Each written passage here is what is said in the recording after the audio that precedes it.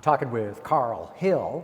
He is the Director of European Operations for Intrepid Controls, and I want to learn more about the company. So basic overview. What is Intrepid Controls? What does it do?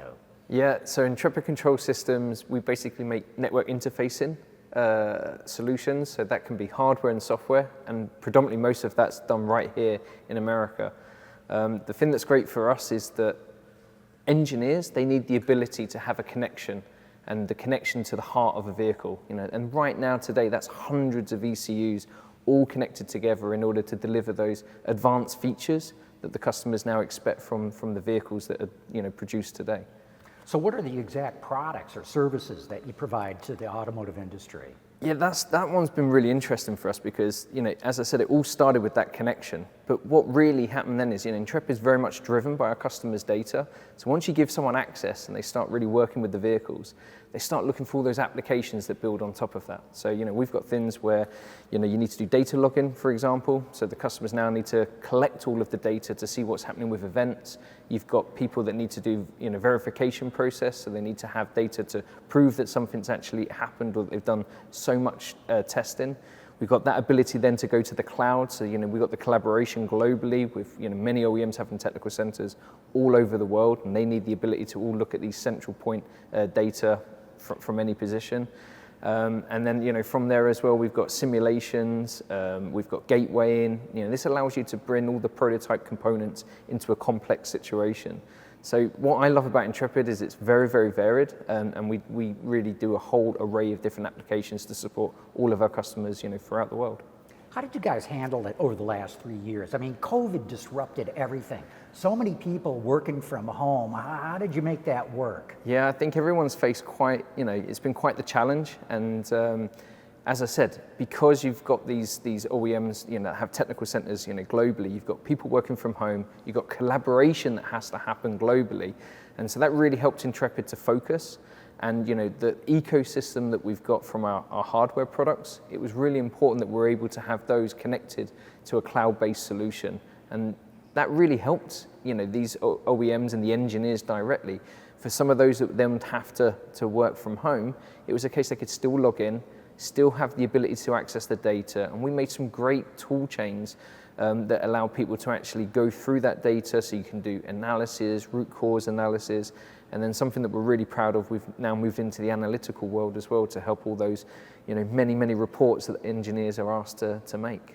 So since you could do this all remotely and people are working remotely, it sounds like it wasn't that much of a problem? I think it just brought the hyper focus. So if anything, it actually sort of just brought a concentrated effort because everyone was told you had to be at home. So whereas before they needed collaboration, but remote working really meant that, we could overcome some of those challenges of, well, how do I get access to that data? And the thing that really, I think, is, hurts a lot of engineers is if you've got data, you're constantly then having to download and upload data. We did some analysis where 33% of engineers' time is just spent in making reports. 18% of that is just downloading and uploading data.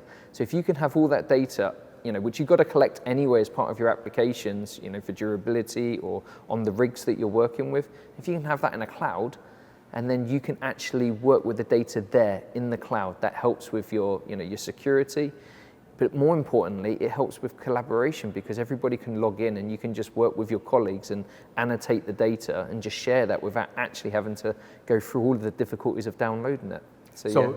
Even though your people are working remotely, so are your customers, but they're still able to connect via the cloud. Absolutely, and I think what's been great for us is, that was something we were forced more into, as I said, because of the challenges over the last 3 years, but that's changed the way people are working now, and so that's really helped us give the customers exactly what they need in order to, be highly efficient. Adding value is what all the OEMs are looking for, and when they go through challenges like this, they're looking for they're looking for support, and through companies like ourselves that can bring that added value, bring efficiency, and help reduce cost. Those are probably the two biggest things. Building a vehicle, for anyone that's involved in that, it's complex. And so you need all the right tools and everything in place to really help drive those core values.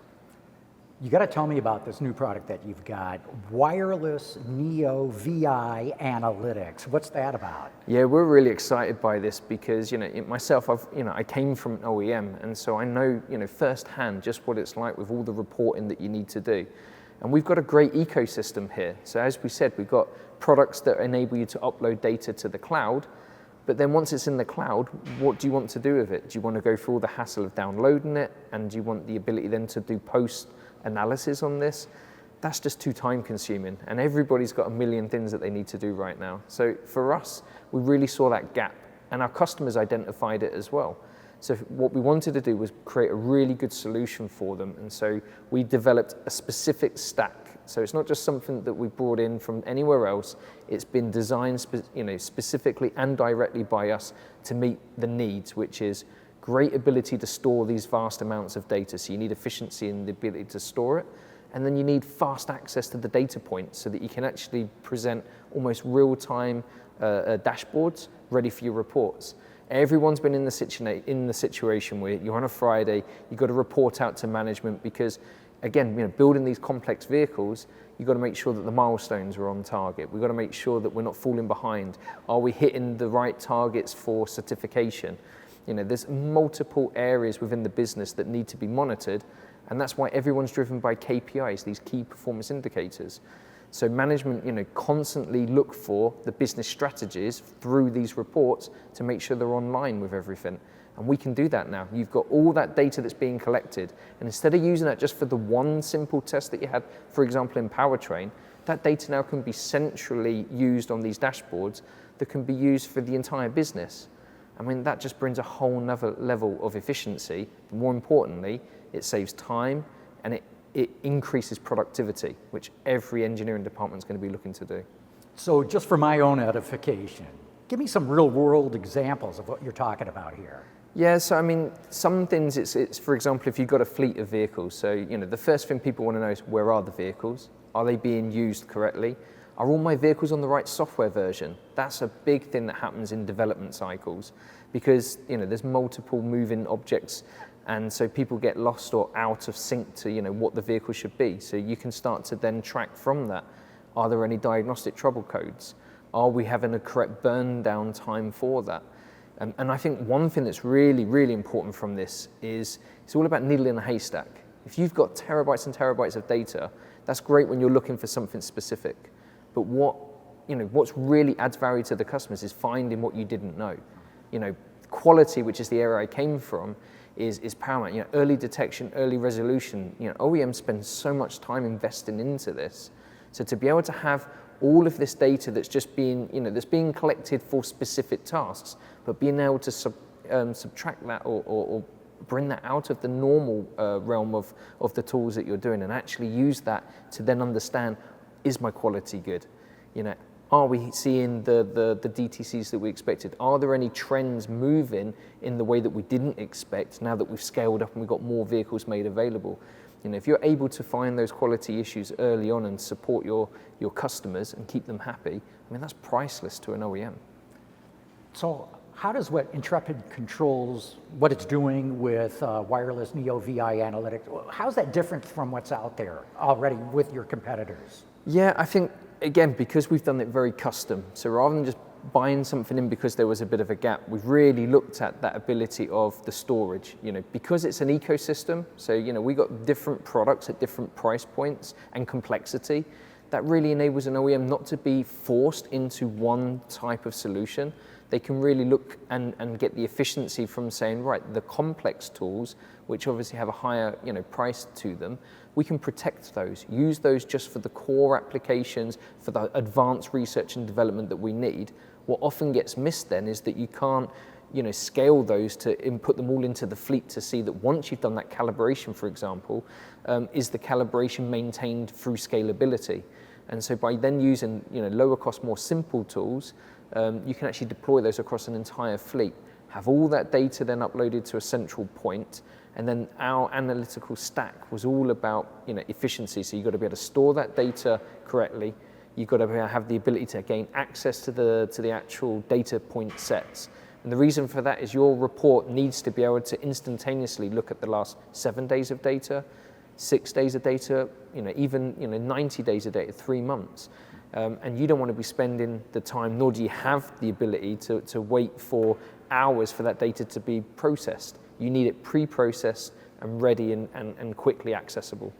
Well, you've touched on some of the benefits, but specifically in terms of performance, features, benefits, what sets you apart from the others? Yeah, so from the actual use case point of view, we've had one OEM, for example, that's actually used this, and one of the things they needed to do was CO calculation, so carbon calculation. And the great thing there is that's not something you can just pull off of a network where the signal's already there. We're talking about computation. So what we're able to do is use edge node computing, where we can do the calculation onto the actual product itself and send that to the server. That way we can access that information because our products have actually done the calculations, or we can take the raw data and have the data sets into the cloud, and then we can actually do post-processing for that so that we actually then have those calculations readily available.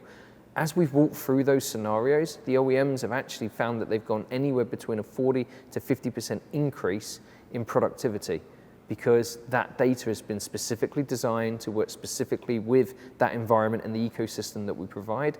And that means that you've got that great storage and fast access to the data with immediate effects.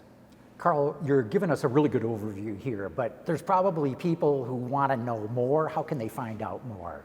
Yeah, the first place is always going to our website. So intrepidcs.com is the place to go.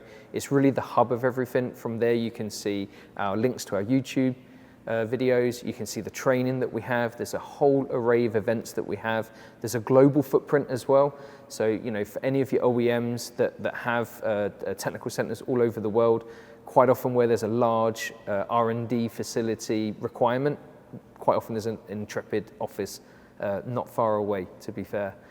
And then there's from there as well as all the products and all the use cases and all of the information that you'll need. So more specifics. What are there? Case studies? Are there other specific resources you would direct people to? Yeah, the way that we try to do this is because we're quite wide in terms of the feature and application sets that we have, which can be quite overwhelming. We try to break this down to like a 3-level approach. So we've got the base level applications, which really helps the customers understand what we do in terms of how we are adding value or supporting the customer directly from the application.